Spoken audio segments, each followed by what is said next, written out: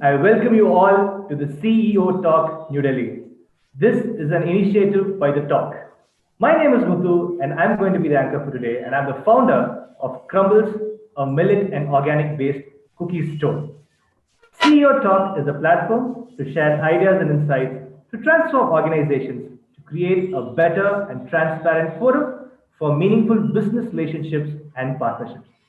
This event is brought to you by Tata Telebusiness Services. It is the country's leading enabler of connectivity and communication solutions for business. They offer connectivity, collaboration, cloud, IoT security, and marketing solutions. Tata Telebusiness Services offers largest portfolio of ICT services for businesses in India. Now, I would like to introduce the lovely panelists who have joined us today. Now, I know this is a virtual meeting, but let us all give a good round of applause and give a cheer to all the panelists as I read out their names.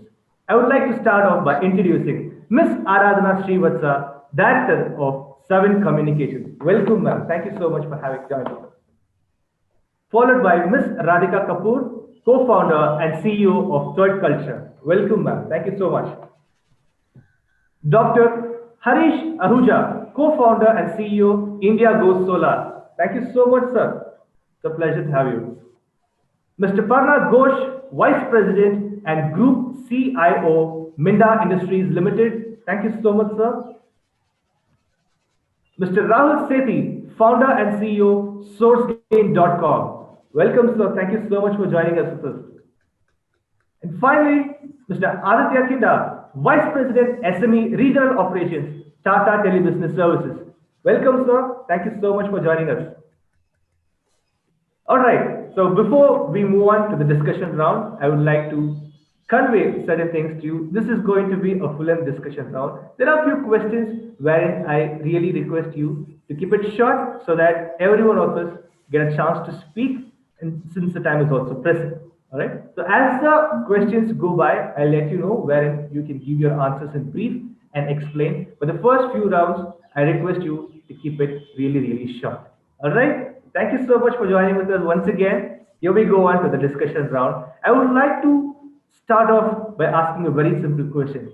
I believe for the last 1 year, the one thing that we have all heard in common, apart from hello, goodbye, is the coronavirus, right? So we all thought that this whole mess is going to end in 21 days. But look at now, it's almost going to be the first year birthday of coronavirus, right? So that is how it has been. The entire year has been turned around for every business and so on. Now, I would like to start off by asking, how has the pandemic affected and its impact on your business and revenues? So this would be the first question for today. How has the pandemic affected your business and revenues and its impact? I would like to start with Aradhana.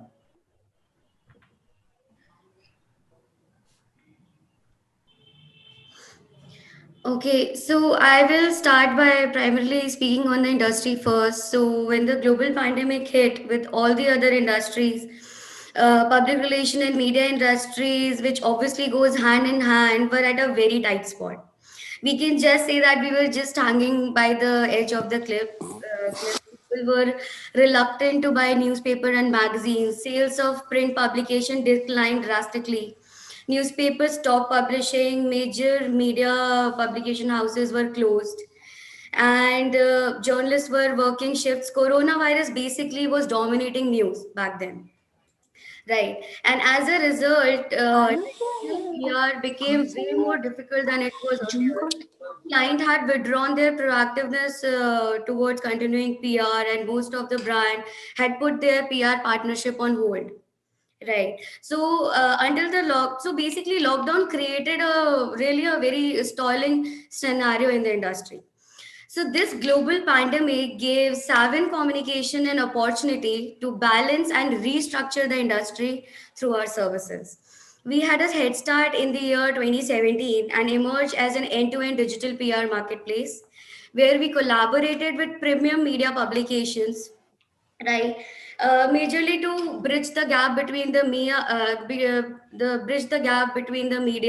and the PR industry, which gave us the power to provide guaranteed coverage, outreach and engagement to our clients, Right. So we majorly focused on target PR, which surely helped our client, and we created a digital ecosystem. Right. And communication professionals are popularly known as the crisis managers for their brand. So we did that really perfectly, and my team converted this uncalled crisis into a blessing in disguise, and we evolved not only as survivors but as the winners in the industry. We grew at the rate of 230% in the time of Thank, last 9 months. So yeah, so that's that was wonderful. awesome. Wonderful. Thank you. Thank you so much to share your insights. Personally, in your shoes, because my father owns a printing press as well. So that was a wonderful insight from you. We'll move on to Radhika, ma'am, and I also request the other speakers to keep it very short since the time is pressing. Yes, Radhika, ma'am, over to you. How has the pandemic affected and impacted Ravi? Yes, ma'am. Yes, I think I've got the perspective from the global point of view as well. So, with third culture locations being in Seattle, Washington, so we actually were during a time of, closed down for a good 2 to 3 months, complying with the government regulations, where no sit down business was actually allowed. So, there was a complete shutdown actually for a number of months. And after that, even the volume that was coming out was really just trickling. So when we see the revenue impact of the year prior, to where we to 2020, we were approximately in the same months. I mean, obviously for quarters it was 0% in comparison to really high revenue growing months. So that has been a challenge. However, at the same time, when we did reopen back in, you do see that pent up demand, that need from a human psychological point of view to step out, to meet up with other people. And I also think it was an opportunity for us to start exploring different variations. So FMCG, entering into the Indian market, getting into bottled beverages, trying to make our products very ubiquitous, which are getting away from the harness of a physical location. That really came through as a silver lining to the dark cloud in 2020. So while there was the challenges, and it's very tough to see people and not them getting the salaries and businesses struggling through that time. At the same time, it's important to see that it really led us to innovate into different spaces, which we might not have done if this pandemic hadn't really hit us. So the good news that came out of it was launching into India, getting started into that, which was also full of challenges, but it was good. So there's the pro and the con, and to look Okay. at the silver lining of every dark cloud. Wonderful, sir. Thank you so much for that paradoxical input. I wish you all success. Moving on to Parna, sir. Yes, sir. Hi, Muthu, and thanks to all the panelist members for contributing in this forum right now.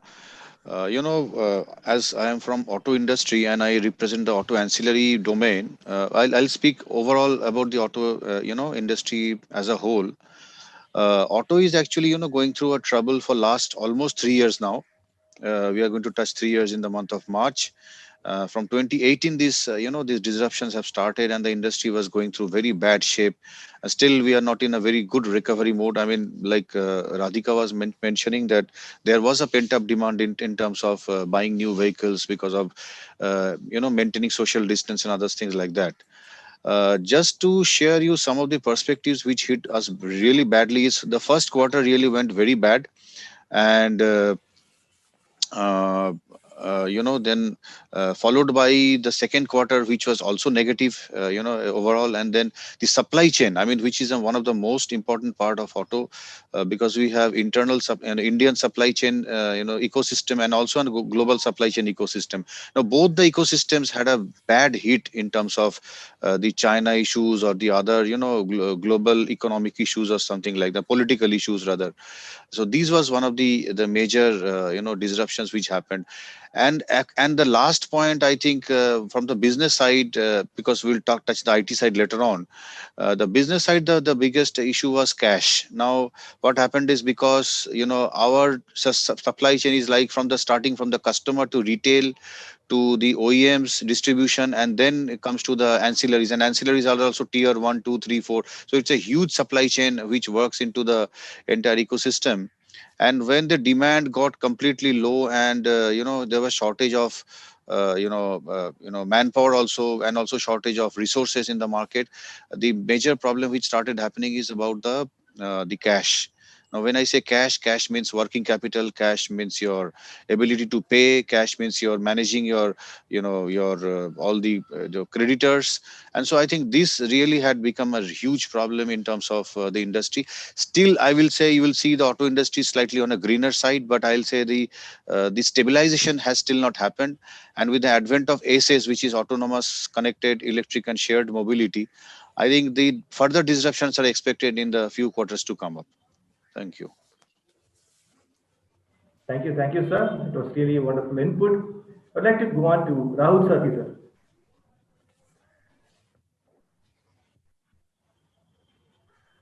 So kindly unmute yourself. Yes. Hello, everyone. Good morning. And thank you all the panelists. Good to have you on the board. And look, recruitment technology, the one that we deal with, okay. It's a capital intensive sort of business, because here when building a product, the expenses of the product or the product management, etc., those do not change. The dynamics in terms of whether the customer wants to sort of implement recruitment technology to accelerate their hiring processes, that definitely changed. So everything, it was like a force measure. Everything stopped just in a matter of like a week or two. And to me, I would say that entrepreneurs like us, which is a smaller, medium-sized kind of business, small businesses, it was more of an emotional shock, and I myself took some time to get out of it. To me, it was really not about hope, because it was for the first 3 or 4 months. It was literally, every single day, every single week was going down, down, down. But perseverance, I think, matters. So what happened also was, the same time, we started to look at alternate ways, to increase revenue, and we definitely didn't let any single person go from the company. Didn't reduce any salary. We didn't take any measure than only going to other people and reaching out to more and more people, as many as we can, and asking them about work that we can do. And I think that sailed through as from a positive attitude perspective. It was a learning that things can change very fast in life. Okay, so be it business, but the good news is that now in the last say about 2 or 3 months, things are going back into situation, and so looks like the 2021 would be a better year, for all of us. All right. Thank you so much, sir. Moving on to Harish, sir. Yes, sir. Thank you, Muthu. Thank you, esteemed panelist. I think we are from an industry which is solar and electric vehicle, which is quite a futuristic industry. Having said so, but we are in a necessity business. In fact, when you see the solar and electric vehicle, electricity is a necessity. So government never locked us down per se. But having said so, due to a non-essential item for the customers, it had huge impact on our businesses. The last quarter, being the March, somehow went well because pipeline was there. We were already executing the project. Quarter 1 was a completely watershed moment. In fact, virtually 5% revenue of our overall targets. But Quarter 2 onwards, in fact, we started coming to normalcy because we had a pipeline which had to be implemented, and people are coming back. Our employees also got back. Installer also got back. Quarter 3, September to December, things started coming to normalcy. And being a cyclical business, solar, we normally see more orders flow from the month of November onwards. And we do see a very positive development. Quarter 3, in the end of the December, we started seeing more order flow. I mean, there was a lot of pent-up demand. And that's a good surprise to us. We never thought that solar has become a very important sector for residential or commercial industrial. But last quarter, which is Quarter 3, we saw the rebound in the revenue side and order flow. And being a cyclical business, I think summer, next 2 quarters are going to be the best quarter for us, and we'll recover our revenues. This is my brief perspective about solar and EV. Amazing, sir. Amazing. Thank you so much for all your wonderful inputs, dear panelists. There was a lot of mix and matches with your, with your perspectives. But as an entrepreneur, we must all agree to the fact that whatever has happened in the past, we always look forward for what is going to come. So that's how we entrepreneurs always have a mindset. So speaking about which, I'd like to understand from each and every one of you, how do you see your business in the second half of 2021 post the unlock? Now, I think this is the season of all the vaccines coming in and people have started to take in the doses. So, post the unlock in the second half of 2021, how do you foresee your business? I'd like to start once again with Rahul Sethi, sir. I would like to start this round with you. I'm back now, but there was a break, internet break for about. Can you please pardon me and repeat the question again for me, please? So, how do you foresee your business in the second half of 2021 post the unlock? So 2021, one of the things that I see, the customers are not going to demand the same way that they were demanding maybe 1 or 2 years back, or for the last 3 years. Even today as we speak, okay, the clients are now looking at a better business continuity. What they've understood is that they need their partners to be ready for such kind of a situation. So they are looking at alternative ways to source, supply, screen, provide talent. At the same time, I definitely see the challenge for the customer from a recruitment perspective, because I come from a sourcing and recruitment, side of industry. What I see is that being the and if you allow me like a minute, because this may be a very, very interesting viewpoint even for the participants, the attendees who are also here. You see, earlier when we were hiring people and sourcing people within an organization, the client always had the people in the building. So I would have maybe 100, 200, 500 people, but 500 people will be in the building, working inside the building, and there is always going to be a time. So between 10 and 7, people would come. Now with the remote working, okay, all the people are people are scattered. So the point number one is we just don't know where that particular person is. And so what's also happening from a recruitment perspective is there's a lot of attrition happening. People have a lot of time to be able to give more and more interviews. You have to be very sure of when you hire somebody.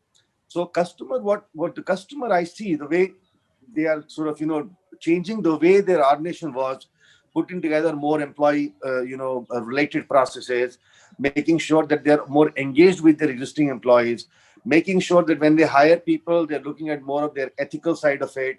They're not going blind the way they were earlier going blind. Okay, I want to hire 100 people. Let's go ahead and hire 100 people. But now there's a more controlled sort of a way by which the customers are sort of, approaching this recruitment as a problem statement. So I definitely see that the customer wants their vendors and the partners to be more involved, okay, within their organization. And that one-stop relationships, I think, will probably not work. Going forward, the customer wants the vendor and the partner to be sort of, very involved within the way that organization works. So I definitely, therefore, believe that's part number one. And I think the work from home model is here to stay, definitely. So a lot of virtual hiring in my views, others can give their input from their side. Yes, so, sir, those questions are definitely coming back. So regarding the working model, sure. Yes, I would like to save the best for the next question. Sorry to interrupt with you, sir. Just moving on, I think I would like to get the inputs from Aradhana this time. So I completely agree with Rahul's point. I think ethical hiring is very important, and we should, make our workforce, make them feel that they are at home while they are working with any company or with any organization. Coming to your question, I think that the market is stabilizing now, right? And we in the second half we are going to launch our technology driven PR platform. It's literally technology driven. Media coverages will be just a click away, so we are really rooting on it. It will automate the process of PR end to end. So yeah, so we are trusting on it, and we are focusing on our growth majorly. both from the industry perspective and from the internal communication perspective. Thank you so much, Aradhana, for that input. Yes, Radhika. Hi. So I think in terms of what are we looking forward to the rest of the year? We're excited about launching into bottled beverages ready for consumption. We're really excited about launching our digital platform. I think one of the biggest things which has been seen on trend with the Corona pandemic has been the acceleration of the digital adoption, which the businesses literally had to experience it by because of the situation, the circumstances they were forced into. The businesses that were already doing so were at least able to balance the online with the offline, the lack of the offline revenue with the increment in the online revenue.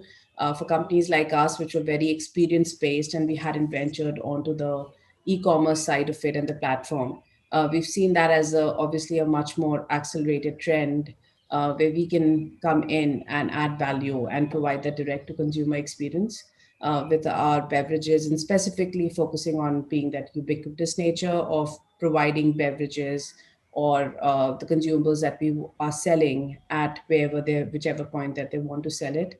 I think another bigger trend which has been a byproduct of this is the focus on health, which this I mean, one of the best ways, which science is also proving. It's great that the vaccines are here, but it doesn't shy away from the fact that we all need to focus a lot more on what we are consuming and making ourselves healthier so that our immunity and we are able to fight these infections, because we're not really sure when this is going to end or how it's going to end. So these two specific trends are really the ones which have influenced Third Culture's path forward into going into the e-commerce platform, focusing on healthy beverages, healthy products, which are actually good for us, and really driving these 2 points home for future growth. Excellent, excellent. That's a healthy future ahead for sure. Yes, Parnasa. Yeah, Muthu, see, actually, there are a lot of changes in the priorities in the business as well as the IT domains. Let me just go through few of the examples. Instead of now creating wealth or maybe wealth creation, now it's more about wealth sustenance or wealth reserves. I think this is a big shift which is happening now. Instead of acquiring new customers, it's better to consolidate the customer positions and also generate stabilized revenue, or I'll say which will be good for your future sustenance. This is one change which is happening now. The focus is changing from the CFOs and the CEOs and the board. Then from the employee side, it is more, from like somebody's mentioned, I believe Rahul and also Radhika mentioned, the shift is happening from employee retention, attrition, which was a major concern for all the industries, now to employee health management. So I think this is a big shift which is happening in the employee side. From the digital side, I mean, let's look at one thing. Like earlier it was more of like people from IT were pushing the digital things to the management. Let's do this, let's do that, artificial intelligence, robotics, process automation, or IoT, and blah blah blah. Now what is happening is it is more about digital pool. So the board is telling, okay, what we can do better, in the supply chain, in manufacturing, in shop floor automation, in logistics transformation. Let's look at that. And the last thing I want to highlight here is, in fact, in our organization also, we are heavily now focusing on supply chain digitization and also shop floor automation. And last but not the least, I think from customer point of view, I want to just say one thing. It is more about experience creation now, digital experience creation. So earlier it was more used to do you the service. I mean, we used to focus on customer service because sales is just one time sales, and you sustain your business through a service life cycle. Now the change is happening from a digital experience of that service life cycle. So how you can create more of digital experience in terms of that. Sorry, one point I missed out, Muthu, is the cyber security area. this shift has happened from a perimeter security to boundaryless security. I mean, I'll just explain what is perimeter security.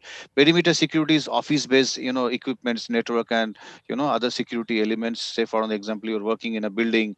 The building security is mainly mentioned as perimeter security. Now it is happening boundaryless. You don't know where the employee is working from. He may be working from home, he or she, or they may be working from a remote location which is not their home. So I mean, these are the changes which has happened, and due to which I think the cyber security is taking a very, very big turn in terms of investments and in terms of looking at new innovations in those areas, how to protect your intellectual property and data in terms of threats and leakage. These are the changes we are observing in our industry. Wonderful, sir. Thank you. Thank you so much, sir. Yes, Harish, sir. Yeah, Muthu, so I'll be keeping my answer specific to your question, which is how do we see the S2 2021? So I already shared in my first answer that demands are revived and people are coming back to buy and they're buying to also meet their pent up demand. Having said so, you need to understand our business model. So we are a e-commerce marketplace which are in multiple product categories, be it solar rooftop, solar pumps, solar street light, e-rickshaws,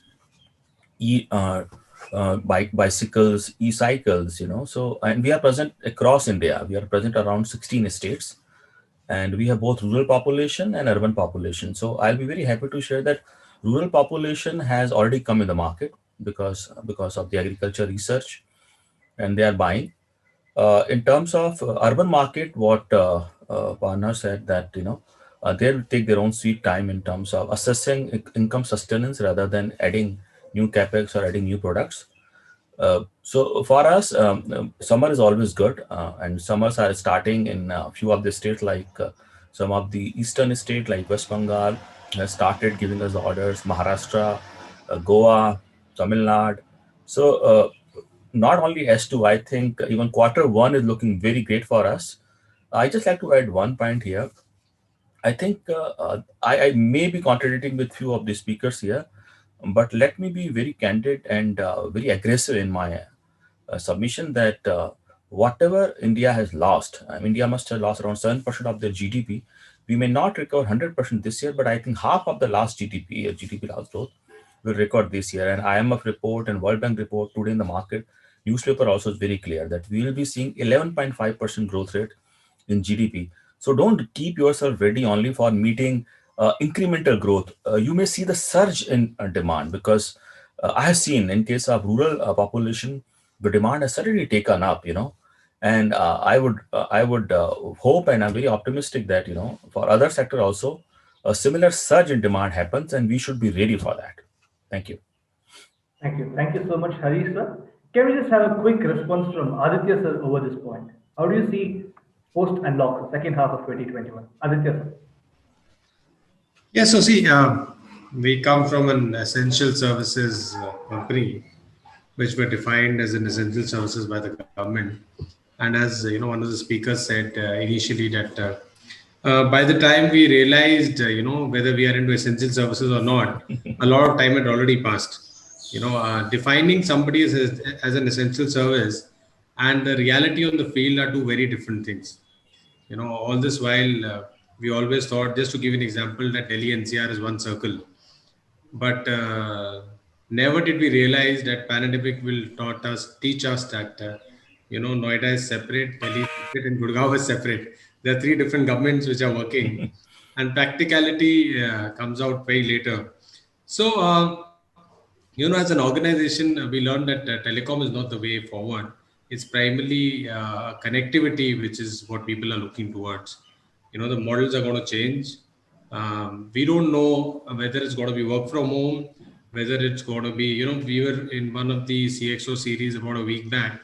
One of the lady entrepreneurs talked about that she's from a logistics company, and she said logistics cannot work from home. But her realization was that, the attachment to the extended families is now very important in her systems. Till now she said that I was only attached to my labor, and that's the first people. Now it's very important that I interact with the extended families further, with their wives, with their parents. So as an organization, we've been slowly learning that there's no more telecom, it's all connectivity. we've been changing our models very fast in terms of how we connect employees to employer, how we connect employers to customers, how we connect employees to customers, and that's the way forward. And as we move forward, I think Aratha talked about the transactions which she can see, and we can certainly see. Last 1.5 months, 2 months, people have come out, transactions have started happening, models, the new models have started coming in, and our own business, the connectivity business, as the transactions, we are now nearly approximately about 70% of what we were doing as of last quarter in the similar pre-pandemic area I'm talking about, right? And the good part is, apart from that, I can just tell you that we are the players who can actually tell you whether business is happening or not, because finally business has to rely on telecom. Right? So I can tell you that the colleges have started talking back to us again. In the last 15 days, we have talked to nearly, all top colleges. Universities have started talking back to us again. Large organizations have started talking back on international connectivities again. So that means people are coming back, jobs are moving back, employment is coming back. I think what's only lacking, if I tell you very really, truly, is that the communication part on the field from a practicality perspective that the government has to take care of. Till now, people are not able to communicate through buses, through metros, till all those things. So it's an ecosystem. When the ecosystem will come together, I think when the gentleman is talking about, we will actually see the growth happening. Thank you, sir, for your valuable inputs. Ladies and gentlemen, I think we'll be moving on to the next question now. And I really request you to keep it very short since we are running greatly behind the schedule. So my next question is, since a lot of people have started to talk about their impact about the COVID, and also the one biggest change that we all foresee in the coming future, or once we expected something which was very new, was the work from home culture, right? The work from home culture was very predominant from the last year. So moving forward, what do you think is going to be very effective for your business? Is it going to be work from home, or is it going to be the conventional work from office, or is it going to be the hybrid setup, right? So this is how the question is. Which model is going to be effective for your business? Is it work from home, or at office, or the hybrid model? I'd like to start with Radhika. Very interesting question. I think from our point of view, of being present at work for certain segments. Let's look at the channels that we have. Looking at a cafe where you need baristas behind the bar, definitely they still need to come to work to be able to do that piece out. And outside of that, now that we're getting into FMCG, so the bottlers, the people who are coming in to run the mini plant out over there, the brewery over there, to actually brew the beverages and bottle it out, for them, there absolutely is actually no change. So that kind of stays constant. Outside of that, from a third culture point of view, I mean, my lineage is all Microsoft and, all the other Western countries that we've kind of worked in. It's always been that we really focus on the outcome. So we don't really care where you are, even before the pandemic, as long as the work and the outcomes are actually delivered. So from our point of view, we don't see too much of a change. Jobs which require your physical presence will continue to require physical presence, because the outcomes require you to be at a specific place, operating a certain piece of equipment and engaging with customers. So that won't change. The other aspect part of it is, what we do see is that work from home, or the ability for people to connect more on mobility, on Zoom calls, on panels like this, that has accelerated definitely a lot more, which I think adds more flexibility, where we can still be more focused on the outcome part of it. Work from home for us was always there from beginning, and it's here to stay even more stronger than before. So really, I don't see too much of a change from our point of view and how we kind of do this, but it's good to see the adoption from the wider side of it as well, and the trust coming back into it, because when we entered India, we did see that the trust was a little bit of a question mark before the pandemic. That if you're working from home, are you truly working from home? How do I make sure that you actually were working on this set and not doing something else? So in summary, I think it just kind of stays with us the same as it was before, but it's good to see the wider adoption of it. Thank you. Thank you so much, Radhika, for that valuable input. Rahul, sir? Okay. All right. So work from home, I agree with Radhika. The gig side of business will kick in. Outcome based, a lot of senior folks who are out of jobs or who are back from the US, including those who are working with the organization, still want to make some additional money on the side since they're working from home. And I said that now people that because they're working from home, they have an option to even work with two companies. Okay, and it's happening. I mean, good or a bad, or ethical or unethical, but I have personally experienced it that it is happening. So a lot of that kind of talent is walking into the industry, into the market. The other part of work from home and how is it going to stay? The answer is absolutely, because um, earlier the talent, see, one of the biggest opportunity that I see from work from home, okay, which I'm personally also taking a lot of use of it, is that earlier when I was hiring people, I was hiring always in Noida, because being a tech company hiring for my clients, I would always look at people very central to a location. Oh, I need 15 these kind of folks in Bangalore, and so we'll go and look at the candidate journey, look at which kind of companies or what kind of candidates would join the organization, our client, and then based on that we'll do some research and get back to the customer with what we can do with them. Now, having said, now what's happening is, if you take our example, uh, I am not having all my people in Noida anymore. I've got people in Hyderabad. I've got a few people in Bombay. I've got a guy in Goa. I have a few people in Nagpur, and so on and so forth. I mean, I'm even looking at three more people in south of India, pretty much a remotest town. Indore, by the way. Okay, just finalized one guy yesterday on Indore. So we do not have a limitation in terms of bringing the talent into our organization anymore. If we have our work from home strategy correct, okay, wherever I am, it's the same world that we ventured in 20 years back when the BPO started. The guy from India went on to the US, said, listen, I've got a lot of English speaking folks in India. I know they will have to get trained, but at some point, or I have a lot of IT folks in India because of engineering colleges and so on and so forth. May they not speak American English, but I'm able to get you the same folks at a lower rate. They will have longer longevity, or they will have a longevity in terms of their employment with the organization, and that I can build an ecosystem which will be largely scalable because the number of people. Now, see, the same thing after 20 years is repeating here because of the Corona thing. Today, if I want to hire 5 senior folks, okay, or 5 senior leaders, I can talk to them on a video just like the way I've done it with you. It is no more a taboo. People are coming on a video. People were earlier very shy. They would go and put the camera in certain location. Then they will say, no, internet. And then internet was an issue, right? So now because of 4G, 5G, whatever, but internet speeds have also, increased. It's a terrific sort of improvement in terms of the network, the way, all these telco companies have also worked and coordinated. So now, you see, and one of the other things that also sort of accelerates or maybe helps the organizations in terms of growth is there is no seat cost. There's no office expenses. There's no office drama. I'm just speaking to somebody either on a full-time role, meaning that I've given him a full-time opportunity of working with me, or a part-time or a gig, which is outcome-based, the way Radhika said. And I'm only bringing those folks onto the table to making sure they add value to what I'm trying to do. So this way, companies and clients have the largest, or have the opportunity now to be able to outgrow their processes and look at not only the local talent but also international talent.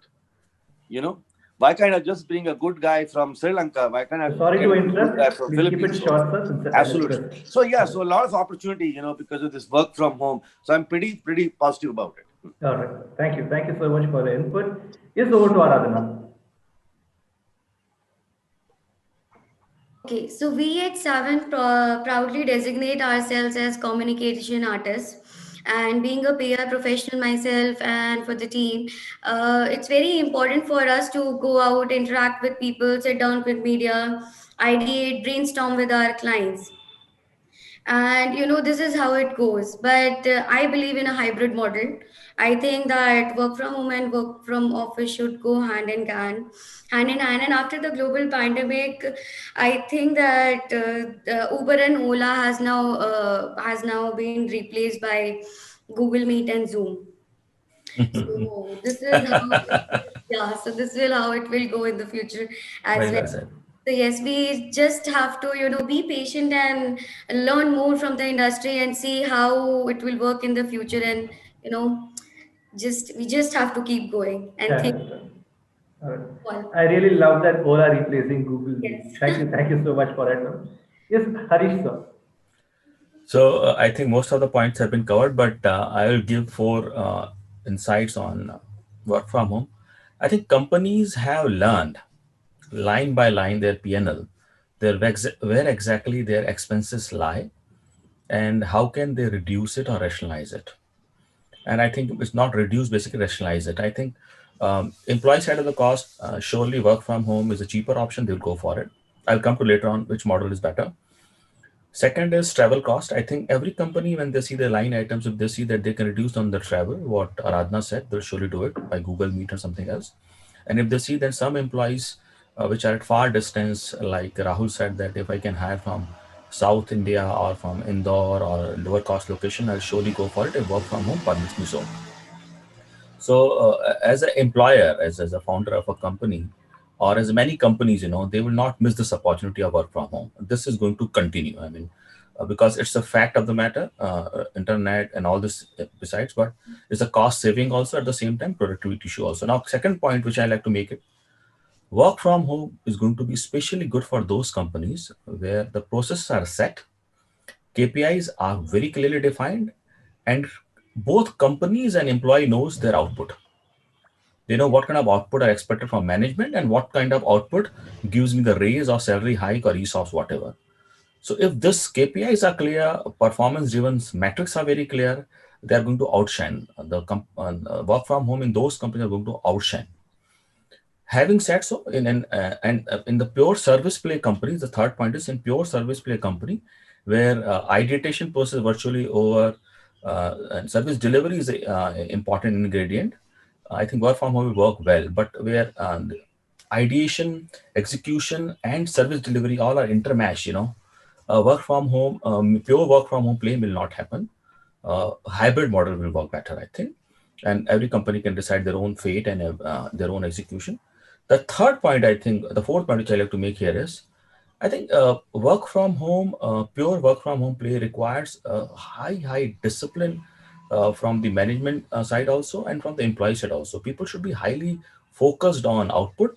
They should be a highly disciplined, and they should be very proficient in their skill set. I mean, hiring a new employee and giving the training and then asking him to perform if they're not worked in the company earlier is slightly difficult, in fact, in the work from home concept. And last point, which is very important, I think hybrid is the way forward in the beginning, and then people may shift to work from home. This is my idea, in fact, for our company also, and maybe for other company. Thank you very much. Thank you so much, all the lovely panelists, for sharing your valuable and very interesting insights regarding this work from home or hybrid model. I think at this time it is really right to ask Aditya sir a question like, why has cyber security become an even bigger threat in virtual or remote work environment? To what extent have businesses been able to deal with the threat? Yes, so see, Dr. Harish talked about that people are now looking from work from home and other concepts and trying to save their costs, looking at every line item. That's pretty true. I have no doubts. I want to first, take it a little further. I think I must tell you that we are, as an organization, because I lead the organization in my region here, I'm the first one to take a decision to move into a co-work environment. We moved with WeWork. We've left our office. My office area was about 3.5 lakh square feet. We moved into a simple 10,000 square feet area in WeWork in Noida, right? We had about 2,000 seats. We've taken just about 200 seats here. And the first, I had to leave my own cabin first because I had to set the example, right? It was very important. If I leave my cabin, nobody else will leave. Now it's a pure work, come, work, and move, go back home, right? Primarily, who are required in the office are the sales guys and the engineers, the field engineers, right? Rest of the guys, the marketing guys, the legal guys, the HR guys, they can even work from home and do their jobs. Legal has nothing to do with the office at all. They have to do with their courts, right, and do with the HU corporate office. Fight out the legal cases, whatever the battles are going on. I mean, why do we need them? The finance guys. So, it's just been a week out here. I can see the cultural change, the environmental changes coming in. But now, just coming to the question which you asked about, there are other challenges which keep coming on. People moving from work from home, the security becomes a very, very big issue. It's not the same where you got an IT guy sitting out there, he's looking after your laptop. It doesn't work like this anymore. I think organizations are not able to get that feel of the security threat which is there. I was just going through some reports, and analysts are looking at about $6 trillion of, they've estimated the level of the cybersecurity fraud. And it's not just about fraud or loss of data. It's a loss of intellectual property. That's the most important part, and the reputational harm which goes off. And the most important thing in this whole process is that people have not even backed their data, because I work primarily a lot with SMEs. Companies, if as an individual also we back our phones. Everybody's backed their videos, everybody's backed their data, but organizations have not backed it. And I think we all need to come together. That's an information. It's easier to change models. It's easier to move to work from home. But then when you save 100 rupees somewhere else, there is a 20 rupee to be invested. So, it's the net 80 has to come out. And that's the security part, which is, and I must talk about, we are talking with one of the biggest banks in the industry, with all of us, would be having an account with, for moving their whole call center to a work from home environment. So today, if you call up a bank call center, the person who may pick up a phone tomorrow would be working from his house, right? So that means he would have access to a lot of internal data of end consumers. That's where the security point would have to come into. And I think that's the estimation which all SMEs and organizations have to look into. Thank you. Thank you so much, sir, for those valuable inputs from Aditya sir as well. Now, I think it's time that we move on to the next question. And I again remind the panelists to keep it really short because we are lagging hugely behind the schedule. Actually, All right. I'm so sorry to interrupt you, but I would like to, give my viewpoints on your previous question, the cybersecurity one. When we are speaking about cybersecurity and the cyber attack, we are actually speaking about the next global pandemic. That is how crucial it is. Right. So in India, when we are speaking about cybersecurity, it's very important for us to educate people that what is data privacy and how they can secure their information. And it's very important for the government to bring in new cyber laws, and it's very important for the companies to encrypt their data. I completely agree with Aditya's point. So this is how it will go. And once the people, the citizen of India will understand the importance of data privacy, and companies will understand that how it's very much important to secure their consumers' data. We are anyway dealing with big data, right? Data is the new oil. So if we'll not save it, if we'll not protect it, we are very much vulnerable to the cyber attacks. So it's a very crucial point. Yeah, understood. Thank you. Thank you so much, Aradhana, for it. Yes, dear panelists, I would like to ask you a question at this time. What kind of technology adoption you initiated during lockdown to ensure your business continuity? Right? So one technology you adopted to ensure business continuity. I would like to start this from Parna.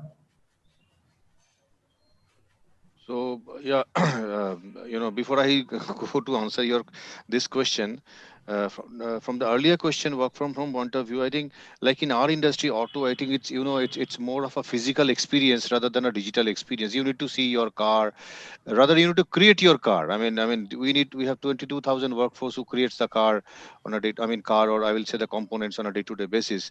And then also when you buy, you actually physically go and buy that. It cannot be a digital experience. So we are currently working on a hybrid model, which is more of a few of the people who don't need to visit the offices. They are working working from home, and few of the officers who are linked with the manufacturing processes are bound to be at the shop floor. Otherwise, the things will not work. So coming back to the question of the digital adoption. So what we have done, when the pandemic started happening, the platforms, like we are using Zoom right now, there are many other platforms. Our platform was also from Microsoft, and it was never used, because mostly we work from office, and then it was never experienced also. But as soon as it started, in 2 days time, the entire 4,000 workforce started using this, and which was a very surprise for us. Without any single day of training or any single training hours, the things were adopted on a very, very faster mode.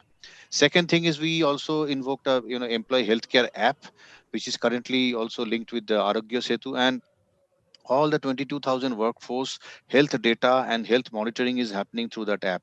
We have also now went ahead with the digital attendance system from the physical attendance system. So like we have many facilities, like the scanning in front of the camera, facial recognition based systems, then the temperature scanning systems automatically integrated with that. I think these are the things we ensure that. uh, and then also, as Aditya was sharing about cybersecurity, we had a very good productivity and security monitoring tool deployed in most of our employees' systems. And also, this is implemented on the user systems. Say, for an example, we allowed use your own device during the pandemic. So when we had use your own device, we actually implemented those compliances and security checks in the system itself. And the remote monitoring tool helped us in understanding the productivity, security, and the kind of traffic management happening from the desktops and laptops.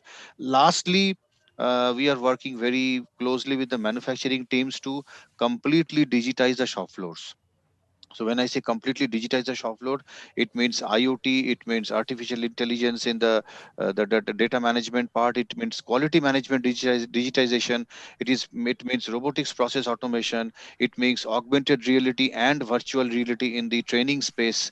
I think many technologies are coming up. 3D printing, I forgot to mention, in the digital twin creation, and also the additive manufacturing space. I think many disruptions are happening, and the adoption of IT and adoption of digital is picking up drastically well, and the budgets are also allocated for that. Okay, thank you. Thank you so much, sir. Yes, Harish, sir. Yeah. So, Muthu, I think being a technology platform, all the technologies which can be used, because if you see our model, it was already a hybrid model where only 5% core employees are managing the distributor, vendor, installer on the ground.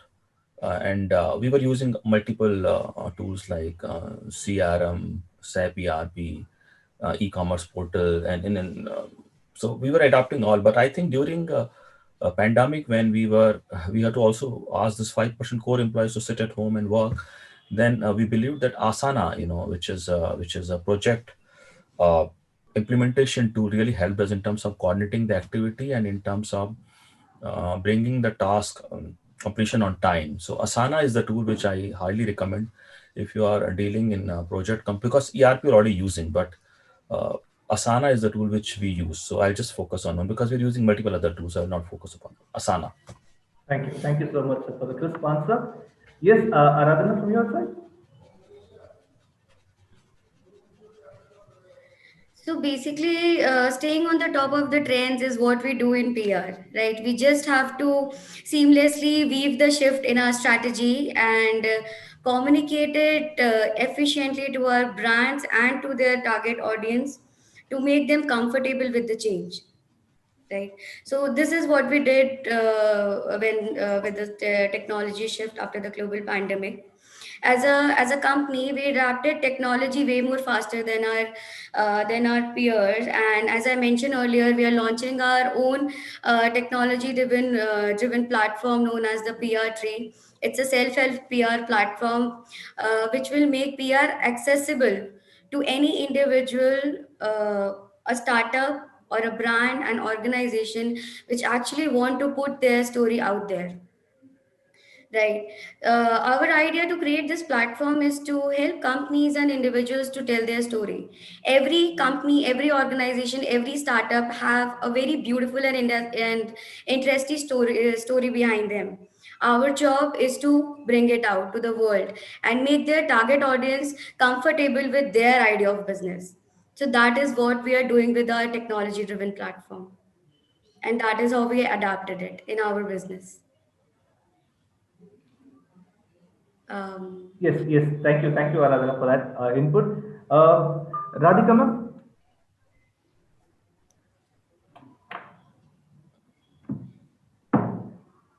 Radhika ma'am, are you with us? I think she might have left the call. Yeah, yes. Rahul sir, over to you.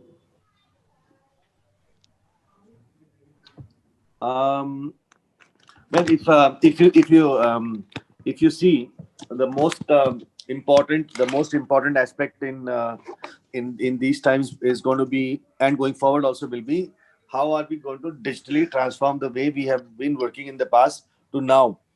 So cybersecurity plays a big role in it. Employees discipline in terms of how what they behave digitally, because they have got more time to spend on social media, they've got more times to spend on other other places. Therefore, they got to behave more reliably, more appropriately. Number three, use of internal systems, making sure that internal systems are in sync to what the customer and the way the customer behavior is changing. So, of course, you have to create that collaboration as well. And number four, you can implement different types of processes. There is no dearth of systems per se, but uh, but process implementation remains to be a challenge. I would say with people hybrid work from home or others, that remains to be one challenge. I think organizations who are sincerely working towards it as a team will definitely take a lot of advantages out of this highly adverse situation out of COVID. But having said, it is still not easy. A lot of project management. I looked at the Asana tool, by the way, while the other panelists was talking about it. So yeah, so I would say continue to focus on the core of your business, but making sure that your IT overall digital, overall digital assets, everything is all secure, and that where is it heading. Yeah. Thank you, sir. Radhika, are you able to unmute yourself Uh, now? she has a very poor connection, poor internet connection. That is why she Yeah, left the call. She dropped two messages. yeah, she's now back. Yeah, in the call itself, yes. Hi. So Yes, this might be I'm entering into a really bad connection. I hope you can hear me. yes, I can hear you. Go ahead. Muthu, so just kind of reiterating the question, and I think Rahul and a lot of people on the panel have already said so. I think technology is out there to help make our processes a lot more smoother, businesses a lot more efficient. And to be honest, that's how we've always been focused part of it. But choosing the right tools and how it fits and the adoption of those tools is superbly important. We use a lot of project management tools. We, in fact, try and connect all of our business completely on the cloud and be a paperless company. While it's easier to say that, trying to set it up also and making everyone follow that part is superbly crucial. And I actually align with the views about it that focusing on the main product, the value proposition, and using technology to make that seamless is the key over there. Because right now, with so much productivity and innovation happening in this space, there's generally a solution technology wise to any problem. Thank you so much, Radhika ma'am, for the wonderful input. I think moving forward, there is one question interesting that I would ask you, but I like you can keep it in just a word or two, not more than that. In a word or two, I would just like to understand one enterprise solution, right? One enterprise solution that could enhance your productivity. You can have it in a word or two maximum. An enterprise solution that could increase your productivity. I would start with Parna sir again this time. Sorry, Muthu, not one. There are two answers. One is artificial intelligence, and second is smart manufacturing backed up with IoT. All right, wonderful, sir. Thank you so much. Is Aradhana? I think it's very important to measure the performance, what we are doing, and it's important to. I know you asked to like construct in two words, but it's very important for me to explain. It's And important to ideate and plan everything, but it's also important to execute it. So in this process, when we are following race, research, action planning, communication, and execution, it's very important to map it. Right. So in order to do this, we use uh, a lot of tools, right? So yeah, this is all what we do to measure it. thank you, ma'am. Harish, sir? So we are a tech platform where we are selling around 1,400 products of 106 brands. So we get a lot of customer queries around general information. So I think we already started, but just one tool which we are looking forward is Wise chatbot driven by AI. Wise Okay. chatbot driven by AI. Wonderful, sir. Yeah. Wonderful. Yes, Rahul, sir? So kindly unmute yourself.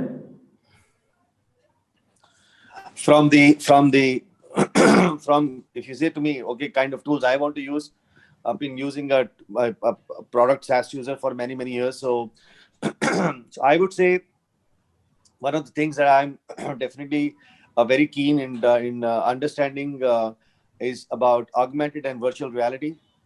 Going forward, I see that to be playing a very big role in terms of bringing the virtual teams together. It's a next generation technology that includes different types of levels of technology. Could be virtual, mixed, or extended reality. So I see a lot of collaboration will happen over these sort of platforms, and yeah, so that I see to be a future of virtual collaboration going forward. Because right now I'm interacting with you, I'm talking to you, okay, but there are times when you're not around, and that I need something at that point. I need information from within the organization. So what is happening is that the augmented reality is actually going extremely fast with all integration of machine learning and AI. So that is one technology I definitely want to pitch in for. Others, otherwise I definitely see remote work from home technologies, many of them. So yeah, pretty much. Thank you so much, Rahul, sir. Yes, Radhika, ma'am, I've given you a request to unmute. Are you still with us? Yes. So Yes, wonderful. I would just say, in fact, my answer might be a little bit controversial. Rather than talking about which tools I would like to use, I'd love to stop using WhatsApp. However much I get people to use official communication tools, whether it is Slack Aditya, or come back. email, it seems that it all comes back to WhatsApp. So that's one goal, because I've got a good list of things and technologies and softwares and tools that we could use, but I'd love to stop using WhatsApp. Wonderful.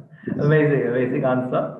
Now, I think the past few questions were related to business, and I think this is going to be a little more of your lifestyle-based question. So, I would like to understand from the panelists, what do you read or watch to get business updates? So, this is something I would really like to understand from each and every one of you. So, what do you read or watch to get business updates? I'd like to start with Aradhana this time. See, I majorly communicate with people. As I told you earlier, we proudly designate ourselves as communication artists. So my communication with you or with our respected panelist is my source of information. This is how I collect information. I don't really rely on books or or a podcast or any video or interview. I believe in human interactions and I love doing it. And this is how I want to continue in my life. Yeah. Wonderful. Yes. Over to Parnasa. Yeah, I think like Aradhana said, this reading has become really a problem nowadays because of a lot of distractions in and around. WhatsApp is another contributor to that, obviously. So I believe one is LinkedIn is a good reading space where you get a lot of contents which are meaningful in nature. I'm talking not about the social information, but more of entrepreneurial information, or it's related with some leadership talks or something like that. And the next thing I look at is, Blinkist. I don't know how many people know about Blinkist. Blinkist is a very nice platform in terms of providing you, they read the books, ebooks in a very smart blinks. Blinks means it's like one sentence or something like that. So all the great authors, the translation happens, and then it's very good. I mean, you can finish one complete book in just 6 to 7 minutes. That is one I think I've started using from last few months, which is really helping me in a lot of leadership questions, answers, and stuff like that. Wonderful. That's Wonderful. useful. Yeah. Thank you. Thank you so much, sir. This is over to Harish, sir. So please unmute yourself. So I'm a good hybrid of again conventional and modern. So I at least read 3 newspapers in the morning to give a understanding of what pulse of the market. I think what Anuradha said, what Aradhana said, we are already in touch with the customer, so it gives a great ground checkup. Having said so, I use technology also. I have put my customized Google News, which gives me important feeds about my sector, about the economy as a whole, COVID. And I also use Flipboard. Flipboard is a very smart news app, which gives you a very dedicated news. And I use Stitcher podcast, because the Stitcher has a great bundle of information about your topic of interest, and it keeps me updated and Okay. posted. Yeah. Thank you. Thank you, sir. Over to Rahul, sir.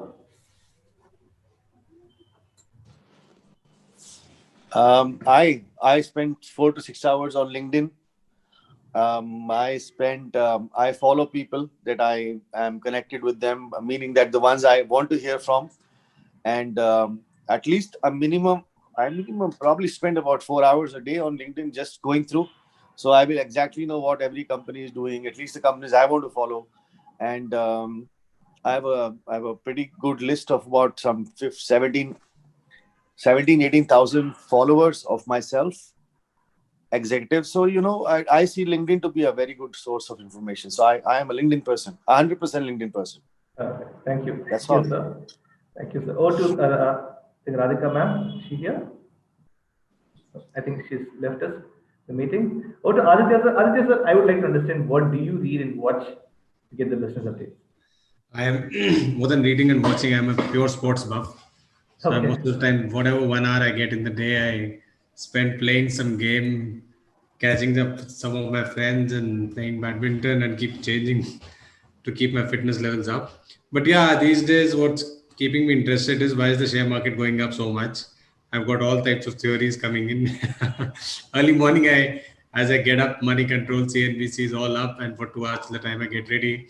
And I'm still trying to find an answer with all my intelligence that why are the markets going up? And is this the time to short them and make the big moolah? So that's it. Wonderful. So I think I had really a wonderful time the last 60 minutes or so with lovely panelists here, sharing inputs ranging from different perspectives for different questions. Because it used to be the same kind of answers, or it has to be the same kind of theme for majority of the questions. But today it has been a really wonderful mix of all the answers, ranging from all the perspectives. And I think that included even WhatsApp at one point of time. So it was a complete mix of all the responses, and I really had a wonderful time. I think at this juncture, I would like to invite Aditya sir to give away a very short closing remarks since the time is present. Yeah, so thank you, gentlemen. I mean, ladies and gentlemen, fortunately, we have a lot of ladies now also joining us, and specifically entrepreneurs. And I must tell you that it's a sea change we've been seeing. This is the sixth set of series which we are doing. And the first 2 or 3 sets, we had more of men out there. But in the last 3 or 4, we've seen nearly 40 to 50% of ladies coming in. What's a refreshing change is that they're leading the organizations, because we only have leaders on this platform, and the kind of view which they try to bring in are absolutely quite different. They've also got a emotional view to things, which is generally my feedback. As leaders, we tend to ignore them many a times on the emotional part of it.